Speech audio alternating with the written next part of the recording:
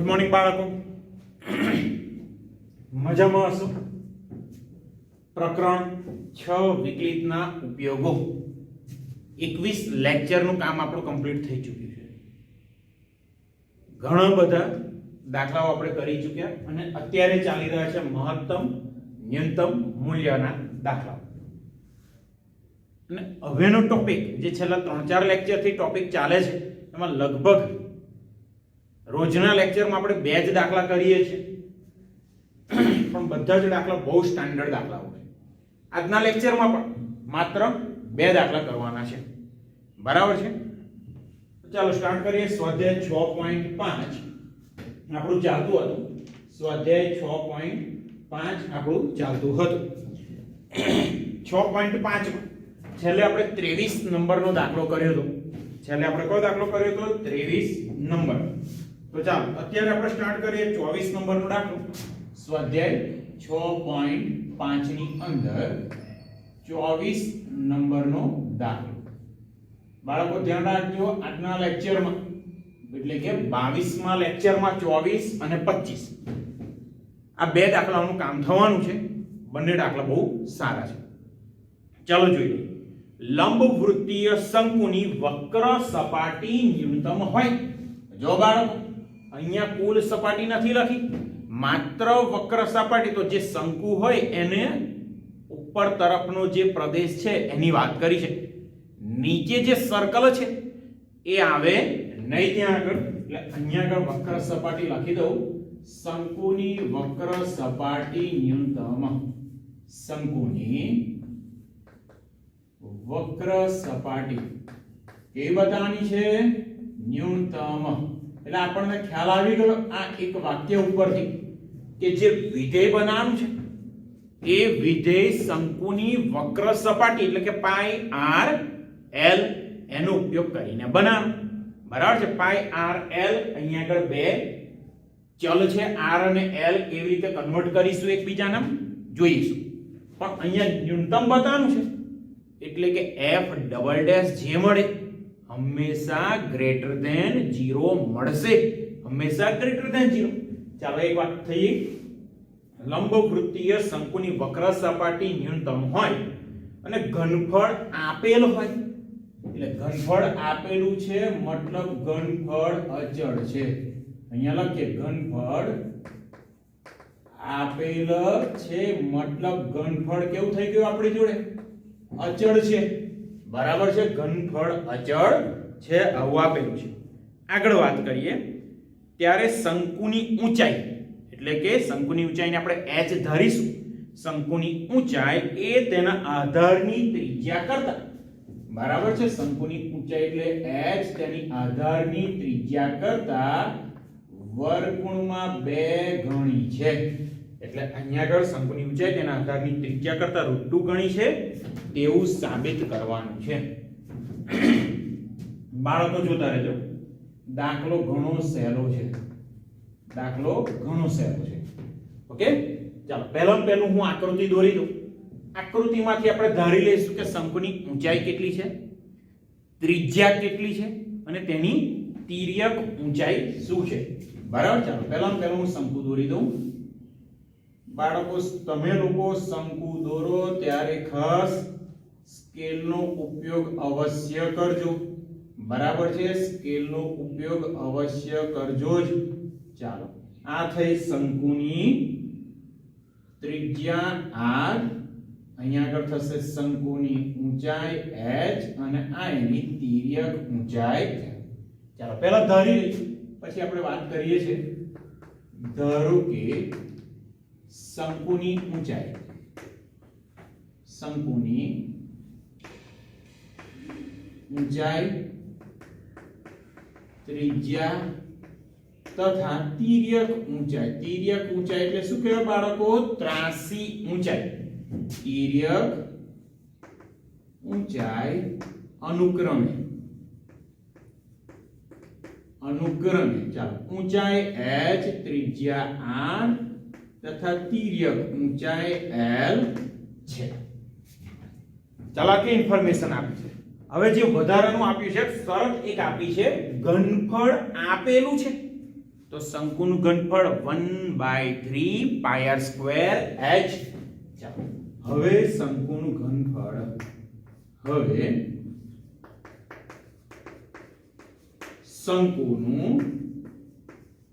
ઘનફળ v બરાબર 1/3 પાઈ R square h.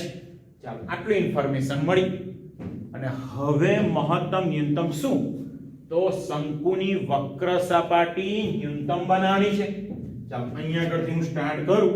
શંકુની વક્ર સપાટી બાળકો હવે ખબર પડી કે સર જગ્યા કેમ રાખી, બરાબર છે. કોઈ વિધેયને બીજાનામાં કન્વર્ટ કરવું હોય તો ચાલી જશે. જોઈએ ચાલો હવે શંકુની વક્ર સપાટી, શંકુની વક્ર સપાટીનું ક્ષેત્રફળ બાળકો યાદ રાખજો, ન્યૂનતમ બતાવવાનું છે તો ક્ષેત્રફળ થશે પાઈ આર એલ. બરાબર, ક્ષેત્રફળની a કહી દો તો a બરાબર પાઈ આર એલ. જોતા રહેજો. therefore a સ્ક્વેર વર્ગ કરું છું, કેમ? એનું રીઝન જુઓ. Pi square r square l square. હવે અહીંયાથી જોઈ શકો તમે એલ સ્ક્વેર બરાબર શું લખી શકો? પાયથાગોરસના પ્રમેય પ્રમાણે એલ સ્ક્વેર બરાબર h સ્ક્વેર વત્તા r સ્ક્વેર.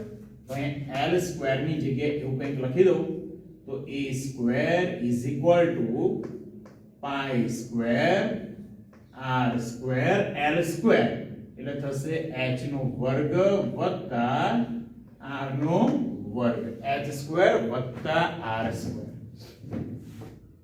ફરી પાછા બે વેરિયેબલ છે, બે ચલ છે તો h ને r માં ફેરવો અથવા r ને h માં. ઘનફળ છે આપણી જોડે, જોતા રહેજો. ફરી પાછા અહીંયા વર્ગ કરું તો v સ્ક્વેર બરાબર 1/9 પાઈ સ્ક્વેર r ની 4 ઘાત ગુણ્યા h સ્ક્વેર. r સ્ક્વેર બંનેની જગ્યાએ મૂકીએ, એની જગ્યાએ h સ્ક્વેર મૂકી દઉં છું તો h સ્ક્વેર ને સૂત્રનો કરતા બનાવીએ બાળકો તો થશે 9v4 અપન પાઈ સ્ક્વેર ગુણ્યા r રેઝ ટુ 4. ધ્યાન રાખો અહીંયા ઘનફળ v અચળ છે, ચલ નથી. ચલ માત્ર 3 r h અને l. તો l ને તો મેં પહેલા જ ફેરવી દીધા h અને r માં. હવે h ને આપણે કન્વર્ટ કરી દઈએ r માં. બરાબર, તો અહીંયા લખી દઈએ તો therefore a સ્ક્વેર બરાબર પાઈ સ્ક્વેર ગુણ્યા r સ્ક્વેર કૌંસમાં h નો વર્ગ 9v સ્ક્વેર, સોરી અહીંયા થશે 9v square pi square અપન r. ચાલો 9v સ્ક્વેર ના છેદમાં પાઈ નો વર્ગ ગુણ્યા r ની 4 ઘાત વત્તા r સ્ક્વેર. પાઈ સ્ક્વેર r સ્ક્વેર ને અંદર ગુણી દઈએ અને આ વિધેય થઈ ગયું r ની ટર્મ, તો આને આપણે f ઓફ r કહી શકીએ. એટલે થાય પાઈ સ્ક્વેર, સોરી અંદર ગુણવાના છે તો પહેલી ટર્મ શું થશે જો pi square cancel, r square cancel થઈ જશે તો અંશમાં મળ્યા 9v સ્ક્વેર ના છેદમાં r નો વર્ગ. પાઈ સ્ક્વેર r સ્ક્વેર નો ગુણાકાર r સ્ક્વેર સાથે તો મળ્યા પાઈ સ્ક્વેર r ની 4 ઘાત. જો બાળકો વિધેય મળી ગયું સરસ મજાનું r ની ટર્મ. બરાબર, મેઈન વસ્તુ આ હતી, વક્ર સપાટી ન્યૂનતમ બતાવવાની હતી એટલે વિધેય ત્યાંથી લીધું. ઘનફળ છે જ આપેલું છે તો એનો ઉપયોગ વેરિયેબલ ને કન્વર્ટ કરવા, ચલને એકબીજાનામાં ફેરવવા માટે કર્યો.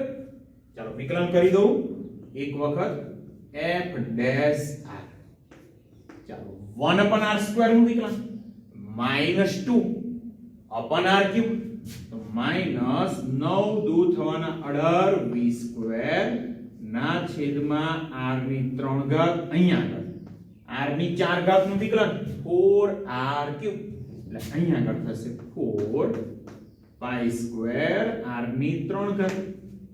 ચાલો ફરીથી વિકલન કરી લઉં તો f ડબલ ડેશ r બરાબર r ની 3 ઘાત નું વિકલન -3 upon r રેઝ ટુ 4 -3 તો 18 તરી 54 અહીંયા અંશમાં થવાના 54 v સ્ક્વેર અપન r⁴ પ્લસ 4 તરી 12 પાઈ સ્ક્વેર ગુણ્યા r સ્ક્વેર. હવે જુઓ બાળકો, આપણે અહીંયા આગળ વક્ર સપાટી ન્યૂનતમ બનાવવાની છે. વક્ર સપાટી ન્યૂનતમ તો f ડબલ ડેશ મેં શરૂઆતમાં કહ્યું f double dash greater than 0 હોવા જોઈએ. તો અહીંયા તો છે જ r ની કોઈ પણ કિંમત માટે f ડબલ ડેશ ધન થવાના, કારણ કે r ત્રિજ્યા હંમેશા ધન. ઘાતયુગ્મ v સ્ક્વેર ઘનફળ ધન જ હોય. પાઈ સ્ક્વેર વચ્ચે સરવાળો છે. ઓકે, ચાલો હવે f ડેશ r બરાબર આપણે 0 લેવા પડશે. ચાલો જોઈ લઈએ. હવે f dash r equal to 0 જોતા રહેજો. -18 v સ્ક્વેર પણ r ક્યુબ પ્લસ 4 પાઈ સ્ક્વેર r ક્યુબ બરાબર 0. તો -18 v સ્ક્વેર ના છેદમાં r ની 3 ઘાત વત્તા 4 પાઈ square r cube equal to 0. સામે લઈ જાઓ તો અહીંયા મળ્યા 4 પાઈ square r cube equal to 18 v square અપન r cube. r ની 3 ઘાત સાથે ગુણાય r ની 6 ઘાત થઈ ગઈ. બરાબર છે, જોતા રહેજો. r ની 6 ઘાત મળી, બીજું બધું બીજી સાઈડે. તો therefore r⁶ 4 પાઈ સ્ક્વેર ને લઈ જાવ છેદમાં તો અહીંયા મળ્યા 18 v નો વર્ગ અને છેદમાં આવ્યા 4 પાઈ સ્ક્વેર. ચાલો બે વડે છેદ ઉડે તો r ની 6 ઘાત બરાબર 9 v square upon 2 pi square. Okay, હવે r ની 6 ઘાત આપણી જોડે આવી કંઈક મળી. બંને બાજુ 1/6 ઘાત લો તો r મળી ગયા 9v square upon 2 pi r square whole raised 1/6. Okay, ચાલો r ની કિંમત આપણને મળી ગઈ. r ની કિંમત હવે ક્યાં મૂકવાની? તો f ડબલ ડેશ, કારણ કે ફાઇનલ ડિસિઝન એના પરથી લેવાનું છે. જોઈએ તો હવે r બરાબર 9v square upon 2 pi square whole raised 1/6 માટે f ડબલ ડેશ r એટલે પાછા મૂકો 9v square 2 pi square whole raised 1/6 is equal to. બાળકો જોજો, અહીંયા r ની કિંમત આપણે મૂકવા જઈ રહ્યા છે, પણ તમે ડાયરેક્ટ આનું આ લખીને પોઝિટિવ એને બતાવી દો તો પણ ચાલે. લખીએ છીએ, ચાલો. તો અંશમાં 54 વખત v સ્ક્વેર છેદમાં r ની 4 ઘાત એટલે અહીંયા થશે 9v square upon 2 pi square 4 ના છેદમાં 6 વત્તા 12 પાઈ સ્ક્વેર અને r નો વર્ગ. તો અહીંયા આગળ 9v square upon 2 pi square વર્ગ તો 2 ના છેદમાં 6 હંમેશા ધન. આમ તો જાણતા હતા કે f ડબલ ડેશ પોઝિટિવ જ મળવાનું છે, કારણ કે આ હંમેશા પોઝિટિવ છે. તો એનો મતલબ therefore r equal to 9v square upon 2 pi square whole raised to 1/6 માટે f ઓફ r. પણ f ઓફ r છે શું? તો કે ક્ષેત્રફળ કોનું? વક્ર સપાટીનું ક્ષેત્રફળ. અહીંયા કૌંસમાં લખીએ વક્ર સપાટીનું ક્ષેત્રફળ કેવું થશે? ન્યૂનતમ થશે. ચાલો, ન્યૂનતમ થશે, વાત થઈ ગઈ. જે આપણે સાબિત કરવાનું હતું, બરાબર છે. વક્ર સપાટીનું ક્ષેત્રફળ ન્યૂનતમ થશે, પણ ન્યૂનતમ હોય ત્યારે પાછી એક વસ્તુ બતાવવાની છે કે h બરાબર √2r. h બરાબર શું બતાવીશું? વર્ગમૂળમાં 2r. કેવી રીતે? તો કે r ની 6 ઘાત આપણે જાણીએ છીએ બરાબર. આમાં v² મતલબ આપણે જોઈએ છે h અને r નો સંબંધ. તો અહીંથી શરૂ કરી r ની 6 ઘાત v² આપણે જાણીએ છીએ. v² ની કિંમત એમાં મૂકી દઈએ. જોતા રહેજો. હવે r ની 6 ઘાત બરાબર 9v² અંશમાં ના છેદમાં 2 વખત પાઈ નો વર્ગ. હવે સમીકરણ 1 અને કઈ રાખીએ તો ત્યાં કૌંસમાં લખી શકાય કે 1 પરથી v² ની કિંમત આપણે મૂકી દઈશું. r ની 6 ઘાત અંશમાં 9 v² 1/9 પાઈ². 1/9 પાઈ² r ની 4 ઘાત ગુણ્યા h નો વર્ગ છેદમાં 2 પાઈ². ઓકે, છેદમાં શું મળ્યા? 2 પાઈ². ચાલો જે કેન્સલ થાય છે કરી દઈએ. 9 કેન્સલ, પાઈ² કેન્સલ. અહીંયા r ની 4 ઘાત છે, અહીંયા r ની 6 ઘાત. તો 4 ઘાત કેન્સલ થશે ને અહીંયા રહેશે 2. અહીંયા લખું છું દાખલો પૂરો થવા આવી ગયો. જોઈ લો તો 2 ગયા r² સાથે, આ બાજુ માત્ર h². તો therefore 2r² = h². તો વર્ગમૂળ લો તો h બરાબર વર્ગમૂળમાં 2 બરાબર છે. મતલબ શંકુની ઊંચાઈ તેની ત્રિજ્યા કરતા √2 ગણી છે એવું આપણે કહી શકીએ. જો બાળકો દાખલો બહુ જ સહેલો ઉપયોગ કર્યો છે. વક્ર સપાટી ન્યૂનતમ ક્ષેત્રફળ બનાવવા, ઘનફળ આપેલે છે, ચલને એકબીજાનામાં કન્વર્ટ કરવા માટે. વ્યવસ્થિત તૈયાર કરજો. હજુ આ જ લેક્ચરમાં બીજો દાખલો પણ આપણે જોઈ લઈએ 25 નંબરનો. ઓકે,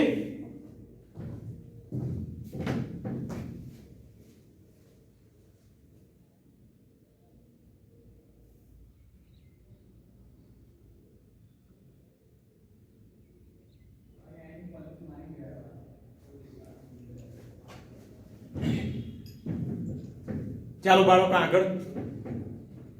આગળનો એક બીજો દાખલો જોઈ લઈએ. 24 નંબરનો દાખલો આપણે કમ્પ્લીટ કર્યો. સ્વાધ્યાય 6.5. અત્યારે વાત કરીએ છીએ સ્વાધ્યાય 6.5 નો 25 નંબરનો દાખલો. બરાબર છે. 6.5 25 નંબરનો દાખલો. જોતા રહેજો કેવી રીતે કામ થાય છે. તિર્યક ઊંચાઈ l આપેલ હોય, મતલબ અહીંયા આગળ અને આગલો દાખલો. આગલા દાખલામાં r, h અને l એટલે ઊંચાઈ, ત્રિજ્યા અને તિર્યક ઊંચાઈ ચલ તરીકે હતા. અહીંયા આગળ તિર્યક ઊંચાઈ આપેલી છે એટલે તિર્યક ઊંચાઈ અચળ થઈ જશે. અહીંયા લખું છું તિર્યક ઊંચાઈ આપેલી છે. તિર્યક ઊંચાઈ l આપેલું છે એટલે કે અચળ છે. શું કહ્યું છે આગળ? તો કે મહત્તમ ઘનફળ વાળો શંકુ, એટલે શંકુનું ઘનફળ મહત્તમ. શંકુનું ઘનફળ કેવું છે? તો કે મહત્તમ છે. શંકુનું ઘનફળ મહત્તમ એટલે વિધેય ક્યાંથી બનાવવાનું? વિધેય બનાવવાનું થશે શંકુના ઘનફળ 1/3 પાઈ r²h એનો ઉપયોગ કરીને વિધેય ત્યાંથી બનાવીશું. અને પાછું મહત્તમ બતાવવાનું છે તો f double dash less than 0 આવી જવાના. નક્કી થઈ ગયું. ચલો આગળ શું પૂછ્યું છે? શંકુનો અર્ધ શિરકોણ tan ઇન્વર્સ √2 છે તેવું પાછું સાબિત કરો. તો અર્ધ શિરકોણને આપણે થીટા કહીએ તો tan ઇન્વર્સ √2 આ સાબિત કરવાનું છે. આગલા દાખલામાં ક્યાંક હતું h બરાબર √2r. અહીંયા આગળ કંઈક અલગ વસ્તુ છે. જોઈએ છે કેવી રીતે. પહેલા શંકુ દોરી લો, ઊંચાઈ ધારી લો, ત્રિજ્યા ધારી લો, અર્ધ શિરકોણ થીટા છે. અર્ધ શિરકોણ એટલે શું જોઈ લઈએ. ચાલો પહેલા શંકુ દોરી લો. આ થઈ ગયો આપણો સરસ મજાનો શંકુ, બરાબર છે. આ એની હાઈટ અને અહીં આગળ થઈ ગઈ ત્રિજ્યા. તો આ શું છે? r ત્રિજ્યા. અહીં આગળ આ થઈ ગઈ h અને આ છે તિર્યક ઊંચાઈ l. વાત કોની? અર્ધ શિરકોણ. તો એનું જે શીર્ષ એટલે એનો અડધો ખૂણો, અડધો ખૂણો. તો અહીં આગળ આ ખૂણાને આપણે કહીશું થીટા, બરાબર છે. અને છેલ્લે સાબિત કરવાનું છે થીટા બરાબર tan ઇન્વર્સ √2. થીટા બરાબર શું સાબિત કરવાનું છે? tan inverse √2. પણ થીટા tan થીટા સામેની બાજુ ના છેદમાં પાસેની બાજુ, બરાબર છે. સામેની બાજુ ના છેદમાં પાસેની બાજુ, એટલે tan થીટા નો ઉપયોગ કરીશું. સામેની બાજુ r છે, પાસેની બાજુ h છે, જાણો છો. ઓકે, જોઈએ છે કેવી રીતે. ચાલો પહેલામાં પહેલી ઇન્ફોર્મેશન બધી લખી લઉં. અહીંયા લખી લઈએ આપણે. ધારો કે શંકુની ઊંચાઈ તથા ત્રિજ્યા h અને r છે. h અને r ઊંચાઈ h, r તિર્યક ઊંચાઈ l આપેલ છે. અને તિર્યક ઊંચાઈ l આપેલ છે. અને બીજું કંઈક ધાર્યું છે આપણે થીટો. તો અહીંયા થીટા લખવું પડશે. ધારો કે થીટા એ શું છે? અર્ધ શિરકોણ. તો અહીંયા લખીએ ધારો કે અર્ધ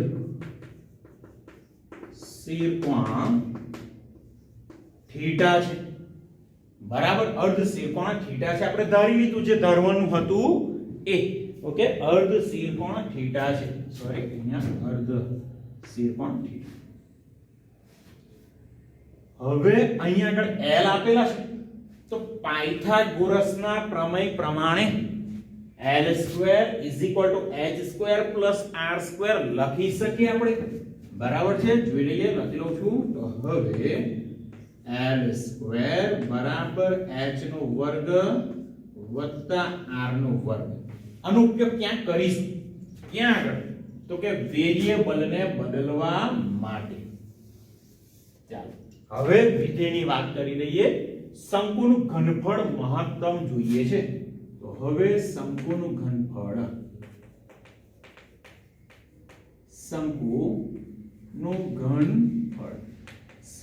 ઘનફળ v બરાબર શું થશે બાળકો?